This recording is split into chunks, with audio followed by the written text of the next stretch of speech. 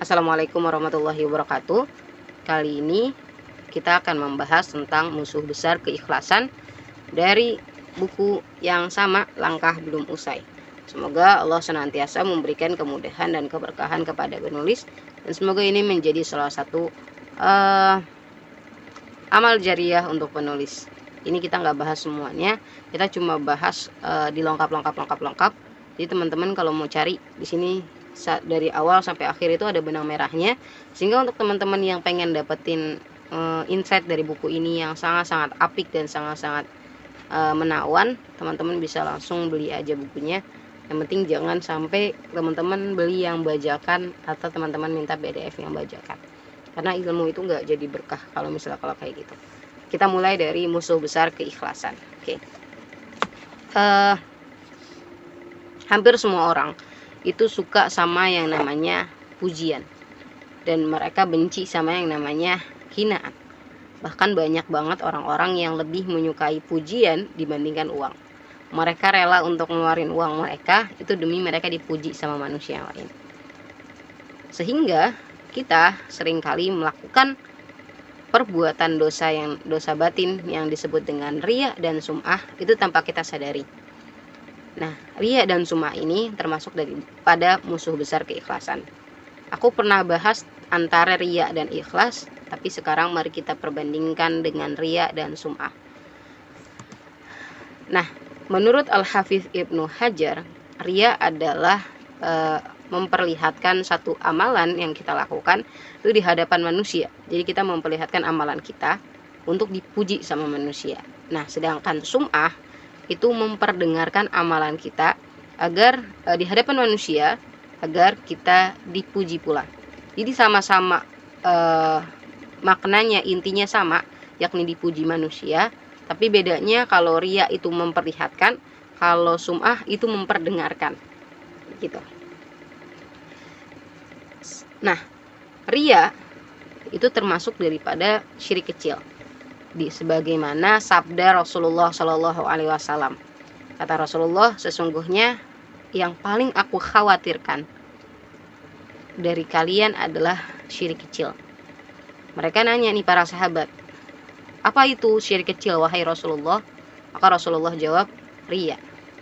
Nah, salah satu yang mengkhawatirkan atau yang paling membahayakan kenapa Rasulullah khawatir dengan riya ini, karena riya ini sesuatu hal yang sangat sulit untuk disadari. Bahkan menurut hadis Al-Hakim, syirik yang ada di tengah-tengah umat ini, yakni riya, itu lebih tersembunyi daripada semut hitam yang jalan di batu hitam di tengah kegelapan malam. Saking tersembunyinya. Jadi kalau misalnya kita melakukan suatu perbuatan dosa fisik, sebagaimana kayak melanggar ketentuan Allah, meninggalkan kewajiban-kewajiban Allah, melakukan dosa-dosa yang terlihat gitu kayak zina, mencuri dan semacamnya, itu kan senantiasa kita tahu bahwa ketika ada yang melakukannya itu berdosa gitu ya. Tapi kalau dosa fisik ini benar-benar tersembunyi, bahkan pelakunya aja nggak tahu kalau dia melakukan dosa ini, sehingga orang-orang yang melakukan ini harus sering-sering beristighfar kita, yang bahkan kita nggak sadar kita ngelakuin atau enggak. Maka kita perlu banyak-banyak beristighfar kepada Allah untuk minta perlindungan agar kita dijauhkan dari dosa-dosa yang tersembunyi ini, karena ini bakal dihitung juga gitu. Dan seringkali bahkan mereka menampakkan satu amalan itu bukan cuma untuk dipuji, tapi cuma untuk mencari perhatian atau mencari validasi lingkungan sekitar. Ini sangat-sangat mengkhawatirkan sebenarnya.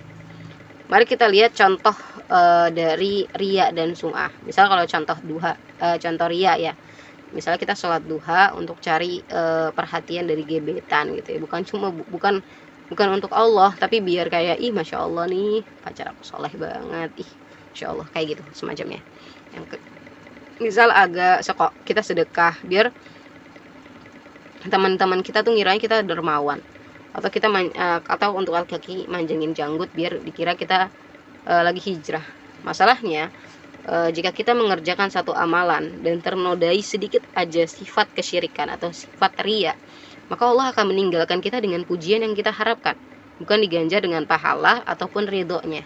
Jadi paham sama konsep yang pertama ya, di video yang kemarin, dimana semua itu dimulai dari niat.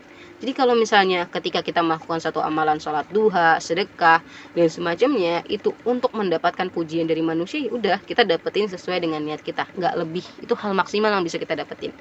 Nah, yang jadi masalahnya adalah ini kita nggak tahu gitu, maka kita banyak-banyak beristighfar.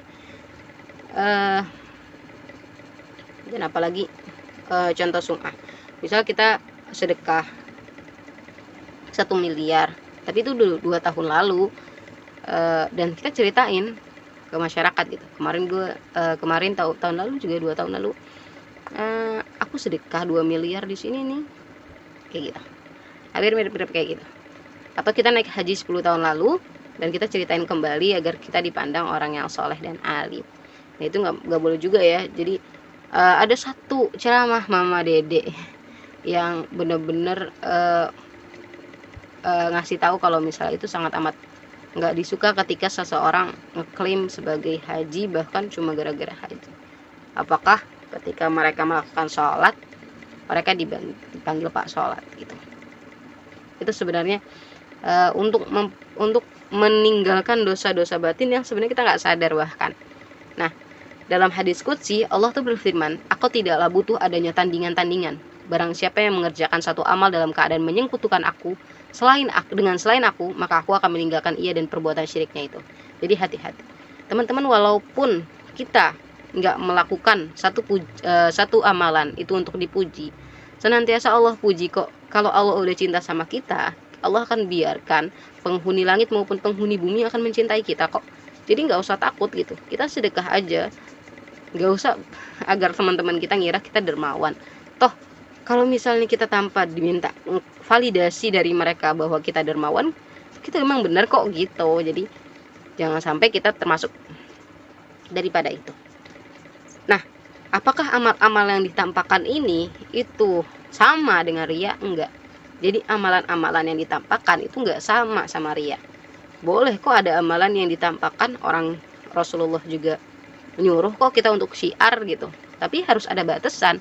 Gimana sih antara riya dan amal-amal yang ditampakkan ini menjadi sesuatu hal yang tidak berdosa? Ya ini harus disadari bahwa ini bukanlah riya gitu.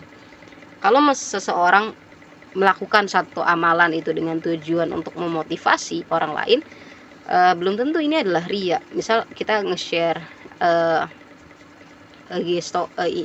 WhatsApp story gitu ya, terus tentang orang-orang yang meninggalkan sholat, itu termasuk orang-orang yang tidak selamat gitu ya dalam di hari akhirat nanti.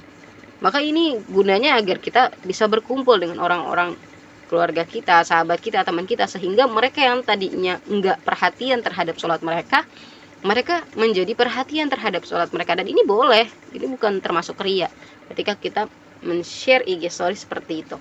Nah, mungkin dan ini termasuk daripada amalan barang siapa yang menunjukkan satu kebaikan, dia akan mendapatkan pahala seperti orang yang melakukannya tanpa mengurangi pahala melakukannya gitu. Nah, perkara amalan yang tak ditampak atau niat dalam hati, yang paham hanya orang yang ngerjain amalan atau Allah gitu ya. Sebagaimana itu kan di salah satu videoku antara riya dan ikhlas, dimana aku ngebahas bahwa kalau misalnya nih kita nonton video terus orang ngelakuin satu sedekah gitu ya, kayak bagi-bagiin makanan atau semacamnya, terus gara-gara dikontenin terus kita bilang, wah dia sombong nih pengen dilihat. Nggak juga kayak gitu. Suatu amalan yang kayak gitu tuh antara ikhlas atau enggaknya yaitu cuma Allah dan diri kita doang yang tahu. Jadi jangan fokus sama nilai-nilai orang, fokus sama nilai diri sendiri aja. Oke. Nah, untuk bisa terbebas dari riya dan sum'ah, kita nggak harus jadi orang yang introvert gitu, yang antisosial. Kita nggak banyak temenan, atau kita juga nggak harus ngerjain satu amalan kalau nggak ada orang. Wah, sholat duha nih mumpung nggak ada orang gitu. Nggak juga kayak gitu.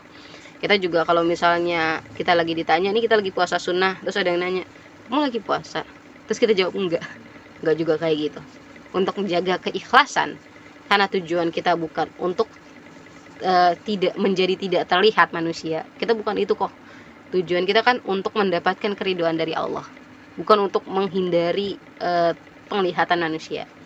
Jadi kita menjadikan pandangan dan komentar manusia, pujian dan hinaan manusia itu tidak mempengaruhi terhadap performa ibadah kita. Itu nggak ngurangin atau nggak nambah ibadah kita gitu, nggak ganggu aktivitas ibadah kita. Itu maksud daripada ikhlas. Nah, menganggap sama, yakni menganggap sama antara pujian dan hinaan, itu satu tanda bahwa kita telah ikhlas dalam beramal. Jadi mau orang hina kita, mau orang puji kita dalam ibadah, itu nggak bikin kita ngerasa kayak, ih apa nih gitu. Nah, menghindari riya tentu bukanlah suatu hal yang semudah teori gitu.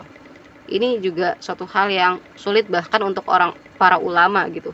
Ini juga termasuk sulit untuk para orang-orang yang mungkin ngebuat teori tentang riya. Nah, ini karena sudah menjadi tabiat manusia, udah jadi dasarnya manusia, fitrahnya manusia, kebiasaannya manusia, itu untuk mencintai pujian dan membenci hinaan. Nah, keikhlasan itu perlu dipraktikkan dan perlu dilatih. Sehingga ada doa untuk melindungi diri kita dari sifat riya. Doanya, Allahumma inni, ya Allah, a'udzubika, aku berlindung kepadamu, an usyrika, dari perbuatan syirik, bika wa na'lam, yang aku sadari.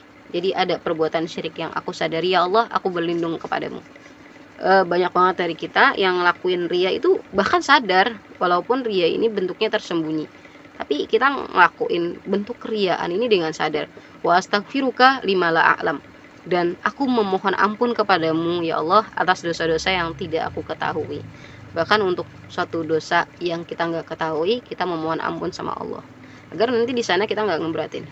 Kita minta perlindungan dari Allah dari perbuatan syirik yang kita lakukan dengan kesengajaan dan kita ketahui. Kayak misalnya, biar diliatin orang, biar dibilang cakep sama orang dan semacamnya. Dan kita mohon ampun sama Allah dari segala macam bentuk riya yang kita buat tanpa kita sengaja. Kita nggak tahu, kita nggak sadar. Karena sebenarnya kita seringkali berbuat riya tanpa kita sadari.